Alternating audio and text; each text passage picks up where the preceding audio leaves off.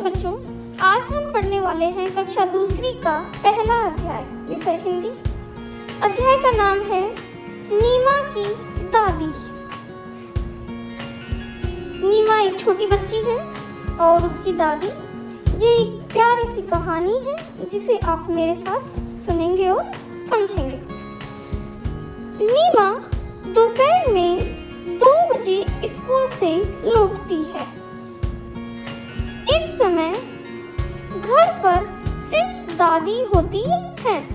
वे कहीं नहीं आती जाती है। नीमा स्कूल जाती है। जिस प्रकार आप सब बच्चे भी स्कूल जाते हैं, उसी प्रकार नीमा स्कूल जाती है और दोपहर में 2 बजे स्कूल से लौटती है। जिस प्रकार आप सब भी सुबह स्कूल आते हैं और दोपहर में स्कूल से घर लौटते हैं। जब नीमा घर लौटती है तो उस समय घर पर सिर्फ दादी होती है और जो दादी है वे कहीं नहीं आती जाती है। दादी बुजुर्ग होने की वजह से कहीं नहीं आती जाती है। अब जब नीमा आई है स्कूल से तो बहुत खुश लग रही है और उनकी दादी यहाँ बैठी हैं। कभी कभी बैठे बैठे सब्जी काट रही होती हैं।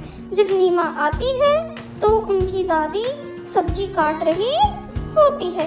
जैसे कि अभी हम फोटो में देख पा रहे हैं कि नीमा की दादी सब्जियां काट रही है। अब आगे है, उनके घुटनों में दर्द रहता है। जो दादी है बुजुर्ग है, इसलिए उनके घुटनों में दर्द रहता है। इसलिए कभी वे अपने घुटनों में तेल मल रही होती हैं। उन्हें नीमा का बहुत इंतजार होता है। जब नीमा स्कूल से आती है तो वो देखती है कि घर में उनकी केवल दादी है, बाकी घर पे कोई नहीं है। तो कभी कभी दादी सब्जी काट रही होती है और कभी कभी दादी अपने घुटनों पर तेल मल रही होती है। घुटनों पे तेल क्यों मल रही होती है? क्योंकि दादी की उम्र ज़्यादा है और उनके घुटनों में दर्द रहता है। इसलिए वो जब समय मिलता है और जब नीमा स्कूल से आ रही होती है तो उस समय लगभग कभी कभी वे अपने घुटनों पर तेल की मालिश कर रही होती है। तेल की मालिश करने से घुटनों में काफ़ी आराम मिलता है। उन्हें नीमा का बहुत इंतजार रहता है कि दादी है। 2 बजे के लगभग दोपहर के समय नीमा का बहुत इंतजार करती है कि कब नीमा आएगी, कब नीमा आएगी। नीमा रोज खाना खाते खाते स्कूल की बातें सुनाती है। दादी भी उससे खूब बातें करती है। शाम को नीमा खेलने जाती है। एक दिन नीमा खेलने के लिए जाने लगी तो दादी बोली, नीमा थोड़ी देर बैठ जा। नीमा रोज रोज खाना खाते खाते स्कूल की बातें सुनाती है। जिस प्रकार आप सब जाते हैं और घर जाकर अपने स्कूल में जितनी भी बातें हुई हैं, जितनी भी घटनाएं हुई हैं, आप अपने परिवार के सदस्यों को सुनाते हैं। उसी प्रकार नीमा भी स्कूल से जाते समय खाना खाती है और खाते खाते दादी को स्कूल की बहुत सारी बातें बताती है। दादी भी उससे खूब बातें करती है। और अब शाम को नीमा खेलने जाती है। जिस प्रकार आप सब खेलने जाते हैं उसी प्रकार शाम के समय नीमा खेलने जाती है। तो एक दिन नीमा खेलने के लिए जा रही थी तो दादी बोली कि नीमा थोड़ी देर बैठ जा। तो नीमा ने पलटकर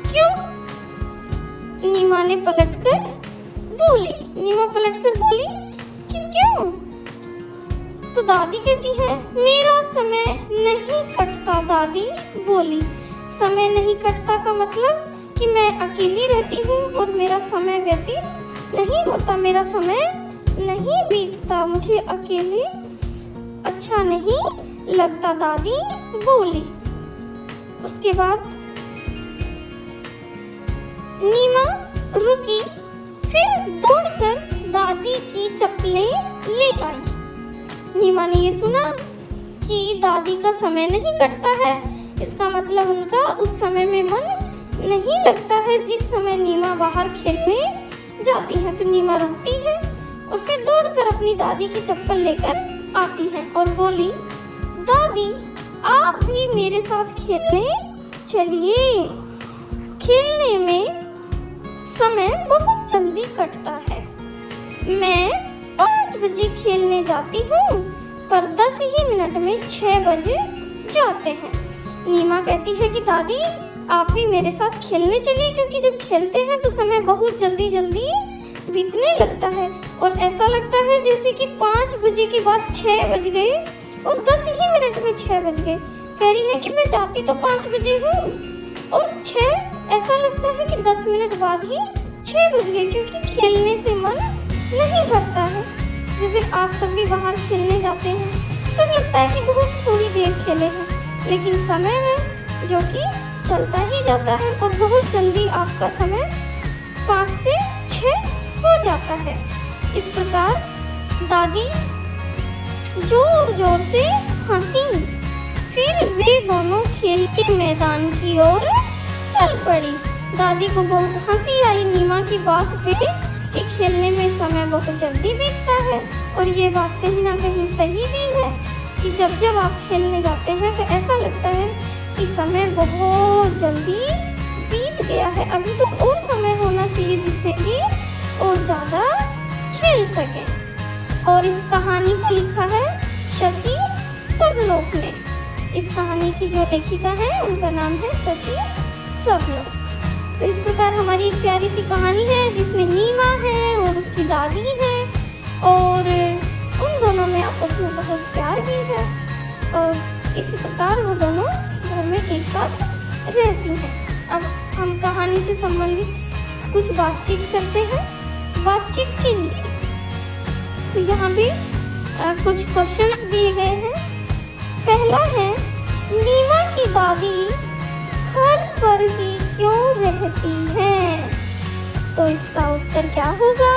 क्योंकि दादी कहीं आती जाती नहीं है और दादी की उम्र ज़्यादा है, इसलिए वो कहीं बाहर नहीं आती जाती और वो अधिकतर घर पर ही रहती है।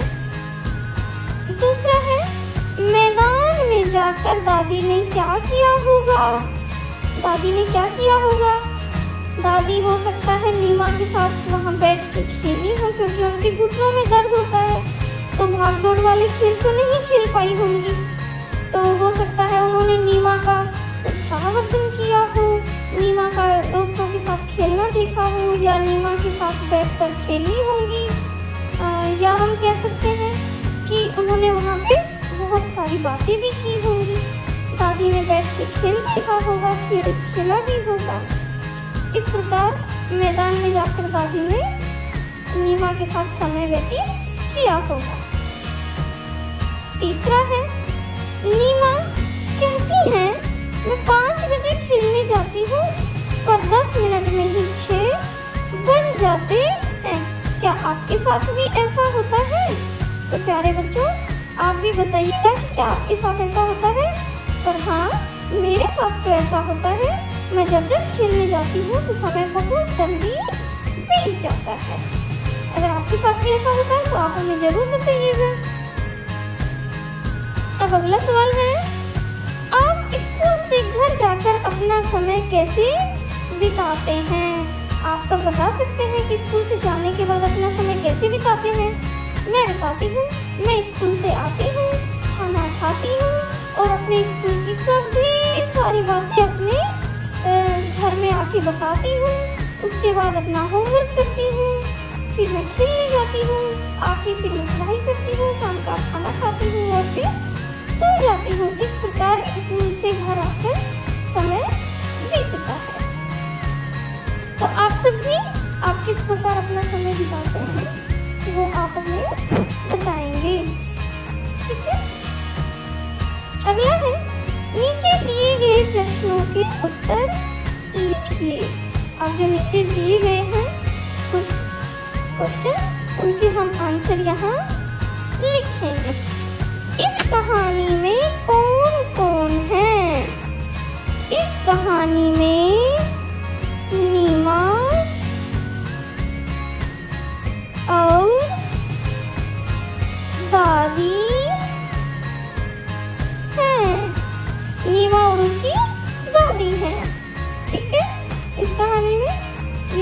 हमारा पहला। दूसरा, नीमा स्कूल की बातें अपनी दादी को बताती है।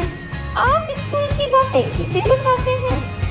और मैं तो अपने स्कूल की बातें मम्मी को भी बताती हूँ, पापा को भी, भैया को, बहन को।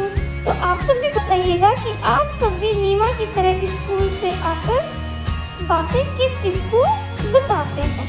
मैं अपने स्कूल की बातें माता पिता को बताती हूँ। मैं यहाँ लिख देती हूँ कि मैं अपने स्कूल से आने के बाद की बातें किसको बताती हूँ। तो मैं यहाँ लिख रही हूँ, माता पिता को बताती हूँ। लड़के होंगे तो लिख सकते हैं बताता हूँ, लड़की है तो लिखेगी बताती हूँ।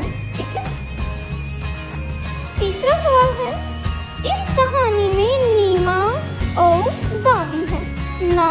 ना से बना नीमा और दा से शुरू हुआ दादी। तो ना और दा से शुरू होने वाले कुछ शब्दों की सूची बनाइए।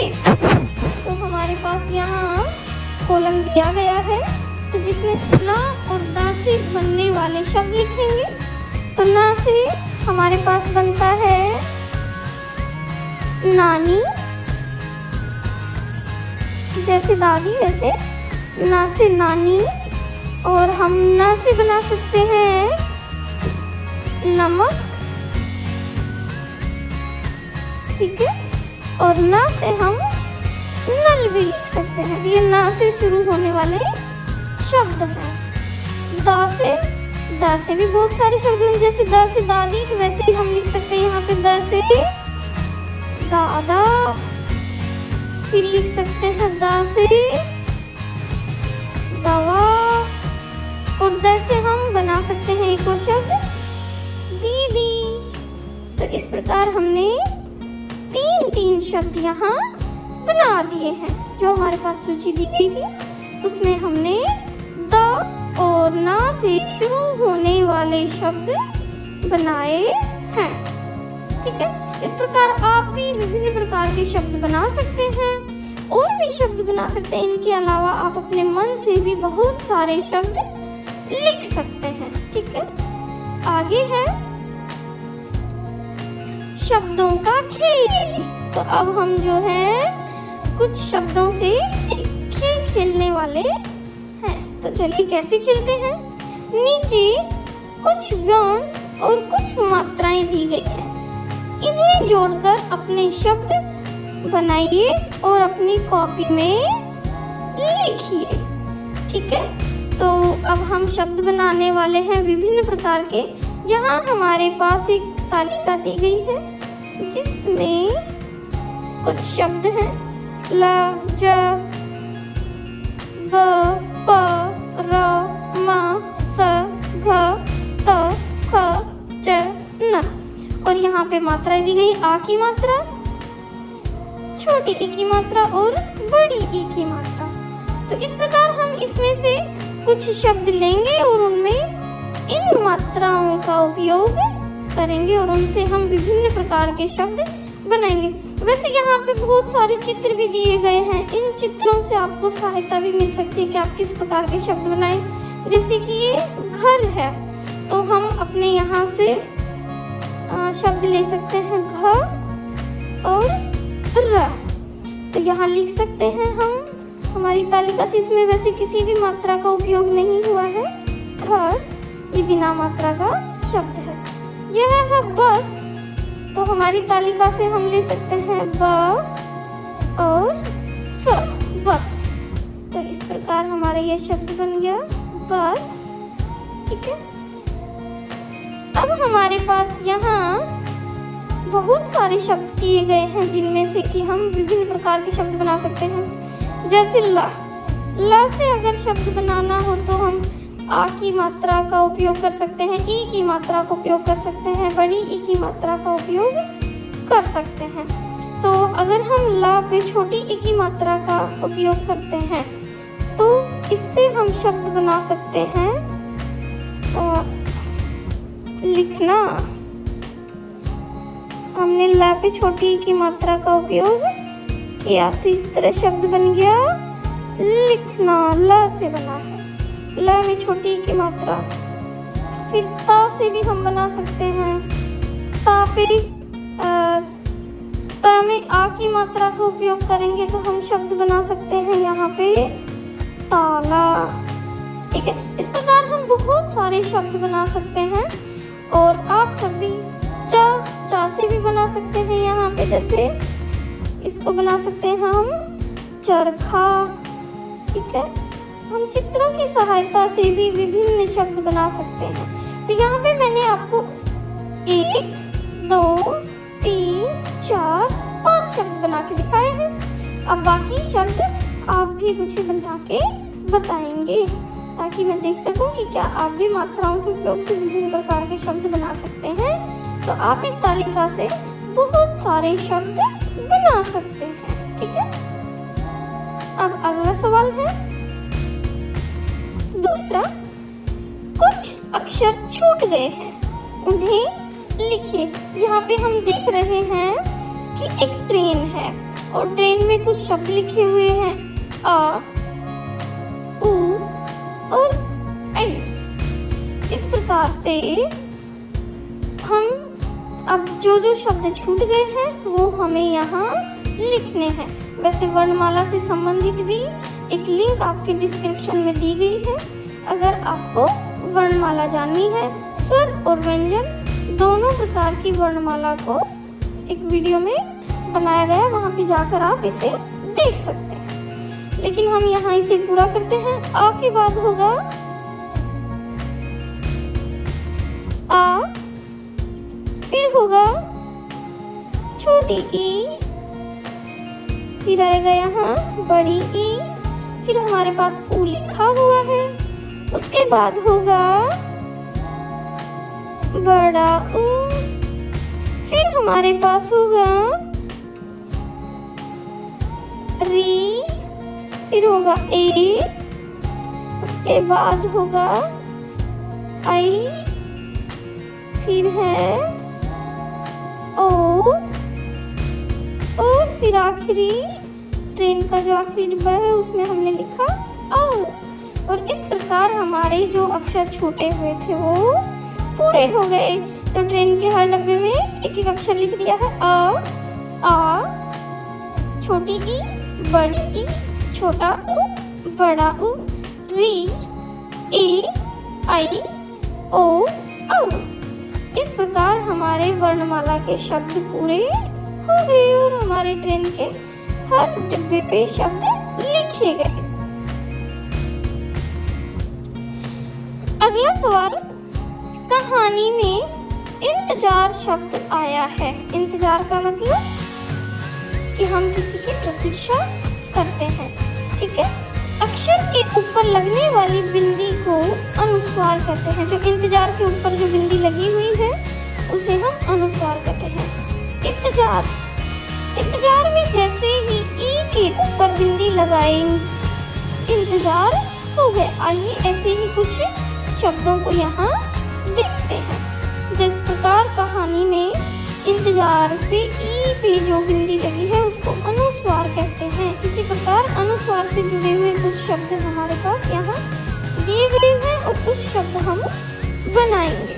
जैसे अक्षर समूह सक, अनुस्वार लगने पर बन गया संग, और ये हमारे पास चित्र किया गया संग का। तो बिंदी लगाने से ही यह शब्द बनाते। यह जो बिंदी है इसको कहते हैं अनुस्वार। फिर है पतंग। पतंग कोई शब्द नहीं होता, लेकिन ता पे बिंदी अनुस्वार हमने लगाया तो यह बन गया पतंग, और पतंग का चित्र हमारे पास दिया गया है। अब शब्द है बदर। बदर, लेकिन चित्र हमारे पास है बंदर का। तो अब हम बा पे अनुस्वार लगाएंगे इस प्रकार से, तो हमारा शब्द सही बन जाएगा बंदर। तो यह शब्द बन गया बंदर। अब अगला है मंदिर, और चित्र है यहाँ पे मंदिर का। तो हम माँ पे अनुस्वार लगाएंगे कुछ इस प्रकार से। तो यह बन गया मंदिर अनुस्वार लगाने पे हमारा सही शब्द बन गया। फिर है अंगूर और चित्र है अंगूर के, तो अब हम आ पे अनुस्वार लगाएंगे। आ पे लगाया अनुस्वार, यह बन गया अंगूर, और अनुस्वार लगाने से हमारे शब्द पूरे हो गए। इस प्रकार हमारा यह अध्याय पूरा होता है, जिसमें बहुत ही प्यारे प्यारे से सवाल हैं, बहुत ही प्यारे प्यारे से शब्दों के खेल हैं, और हमने न और द से बनने वाले शब्द सीखे हैं, और कुछ क्वेश्चन आंसर्स भी किए हैं। और यह कहानी इस प्रकार बहुत ही प्यारी है। आप सब भी इसे अच्छे से लर्न करें।